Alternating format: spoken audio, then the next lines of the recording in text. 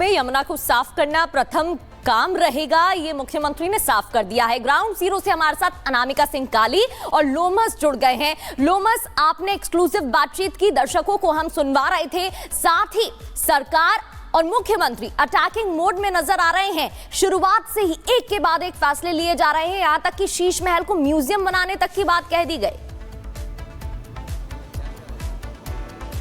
बिल्कुल आपने सही कहा, सरकार, पूरी सरकार कह सकते हैं कि अटैकिंग मूड में है और काम करने के मोड में आ चुकी है। आपने देखा कि कैबिनेट की पहली बैठक हुई और कैबिनेट की पहली बैठक में ही कई फैसले लिए गए। हालांकि देखिए, दिल्ली की जनता यहां पे मौजूद है, दिल्ली की जनता लगातार ही उम्मीद जता करके बैठी है, उम्मीद लगा करके बैठी है कि भाजपा काम करेगी और उसी प्रकार से जो नई मुख्यमंत्री है वो काम करते हुए दिख रही है। पहली बैठक भी उन्होंने कैबिनेट के लिए और गंगा आरती के लिए भी किया और गंगा मां के सामने उन्होंने ये आश्वासन भी दिया कि जल्द से जल्द यमुना मां के सामने आश्वासन भी उन्होंने दिया कि जल्द से जल्द यमुना माता को वो साफ करवा के दिखाएंगे। और बिल्कुल, वो तमाम घोषणाएं यहाँ पर की गई है। अनामिका का भी रुख कर लेती हूँ। अनामिका, आप कहां पर मौजूद है, तस्वीरें जरा दिखाइएगा। देखिए, मैं रेखा गुप्ता जो मुख्यमंत्री हैं दिल्ली की, उनके घर के बाहर मौजूद हूँ और यहाँ पर जो मिल मुलाकातों का दौर है वो चल रहा है। जो यहाँ पर रेखा जी मुलाकात कर रही है। इसलिए जो है अभी जो स्थानीय लोग हैं उनसे वो मुलाकात कर रही हैं, उनका विवाद स्वीकार कर रही हैं। भारी संख्या में यहाँ पर जो लोग हैं पहुंचे हुए हैं, काफी धक्का मुक्की भी चल रही है क्योंकि यहाँ पर जो स्थानीय लोग हैं उनके पास आज बड़ा मौका है मुख्यमंत्री पद संभालने के बाद यहाँ पे मुलाकात करने का, और यही वजह है कि वो सबका विवाद स्वीकार करें। शालीमार बाग के इलाके के लोग जो है अब वो यहाँ पर पहुंचे हुए। आप लोग कहाँ से आए भाई साहब? आप लोग कहाँ से आए? दिल्ली शालीमार से। आप लोग कहाँ से आए? हम यहीं से हैं, बीजीवन से। दीदी हमारे साथ 14 साल से हम इनके साथ महिला मोर्चा में है। आप मुख्यमंत्री बन चुकी है, महिला मुख्यमंत्री, महिलाओं में खुशी है, हमें तो बहुत खुशी है इनके। हाँ जी, बहुत खुशी। हम तो महिला मोर्चा में उपाध्यक्ष हूँ मैं। तो हम तो लोग कहाँ से आए? शालीमार बाग से ही हम। हाँ जी, स्थानीय लोगों के लिए तो ज्यादा खुशी का मौका है क्योंकि आपके स्थानीय जो नेता थी वो मुख्यमंत्री बन गए। जी बिल्कुल, हमारे लिए बहुत गर्व महसूस हो रहा है। हमारा शालीमार बाग चमक जाएगा, जो वादे करे वो तो निभाएंगे, उससे ऊपर भी और बेहतर करके दिखाएंगे। और बताइए भाई साहब, आप लोग कहाँ से आए? मैं इस मंडल से प्रवक्ता रहा हूँ, अभी भी प्रवक्ता हूँ। बहन जी जहाँ से काउंसलर हैं, और ये बहुत बड़ी उपलब्धि है एक महिला का दिल्ली के लिए अच्छे कर्म करने के नाम पे सीएम बनना, और बहुत उम्मीदें हैं उनसे, बहुत उम्मीदें हैं। वो एक वरिष्ठ कार्यकर्ता हैं और बहुत मेहनती कार्यकर्ता, हमें गर्व है उनके ऊपर। हमें गुलदस्ते हैं, चेहरे पे मुस्कुराहटें, खुशी। हमें गर्व है। मिल पाए हैं आप लोग अभी तक?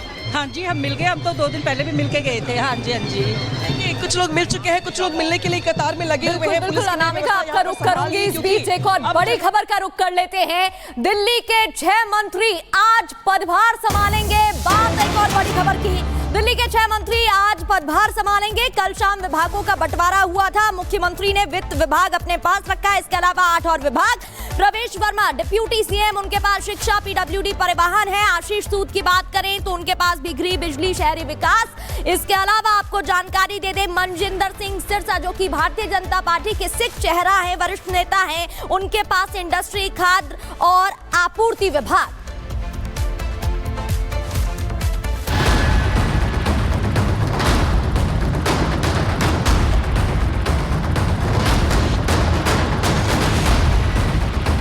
मुख्यमंत्री पद की शपथ के साथ ही मैडम सीएम फुल एक्शन में हैं। अपना पदभार संभालते ही फैसले धुआंधार ले रही हैं।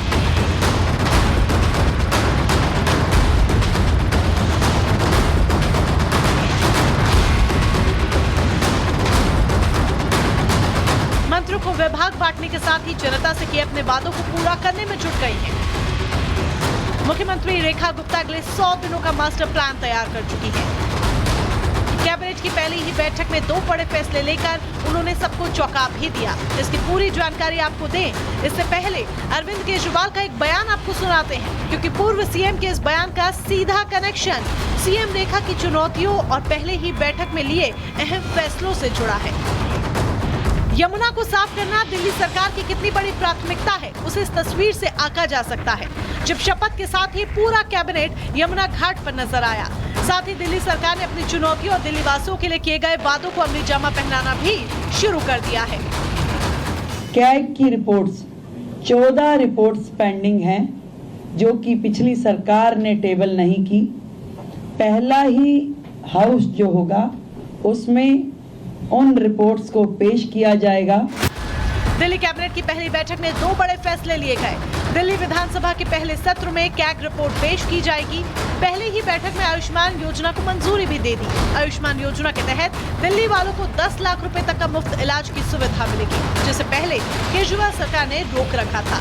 हालांकि आम आदमी पार्टी इससे भी एजेंडा ढूंढ रही है। प्रधानमंत्री जी ने आयुष्मान भारत पूरे देश में लागू है, लेकिन दिल्ली में नहीं करने दी थी। आज उसको लागू करने का प्रस्ताव कैबिनेट ने पास किया। दूसरा, जो कैग रिपोर्ट है 2022 से जैसी 14 कैग रिपोर्ट रोक कर रखी थी। जो परफॉर्मेंस रिपोर्ट थी कैग की, उसमें स्पष्ट हो रहा था कि इसमें गड़बड़ियां हैं। खासतौर पर जो शराब, नीतीश के शराब की सप्लाई का मसला था, उसमें भी गड़बड़ियां पाई गई। दिल्ली की सभी महिलाएं इंतजार कर रही थी कि इस बैठक में 2,500 रुपए प्रति माह की योजना पास होगी, लेकिन मुझे दुख है इस बात का कि सरकार बनने के पहले ही दिन भारतीय जनता पार्टी ने अपने वादे तोड़ने शुरू कर दिए। आतिशी का ये सवाल इसलिए बड़ा है क्योंकि बीजेपी के चुनावी वादों में यमुना की सफाई के बाद 8 मार्च तक महिला लाभार्थियों को 2500 रुपए खाते में डालना अहम वादा था।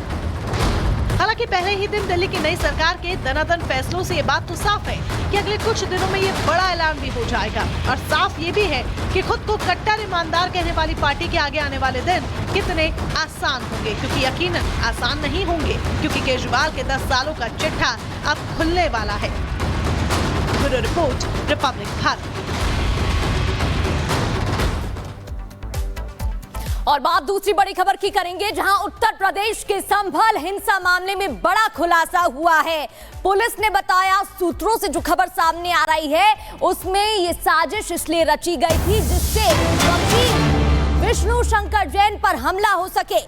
हिंदू पक्ष के वकील की हत्या की साजिश रची गई थी। मस्जिद में सर्वे के दौरान हत्या की साजिश हुई थी। संभल हिंसा मामले में एसआईटी ने कोर्ट में चार्जशीट दाखिल की।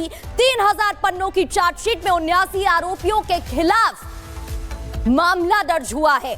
और जो सूत्र बता रहे हैं, जो पुलिस ने जानकारी दी है, हिंदू पक्ष के वकील की हत्या की साजिश रची गई थी। टीम सर्वे के लिए वहां पर पहुंचने वाली थी, ये पहले से ही पता था। और उस टीम में हिंदू पक्ष के वकील भी शामिल थे, जिनकी हत्या के लिए ये पूरी साजिश रची गई थी। जतिन हमारे साथ ग्राउंड लेवल पर जुड़ गए हैं, ग्राउंड जीरो से जुड़ गए हैं, उनका रुख कर लेते हैं। दिल्ली से हमारे साथ जुड़ गए हैं जतिन।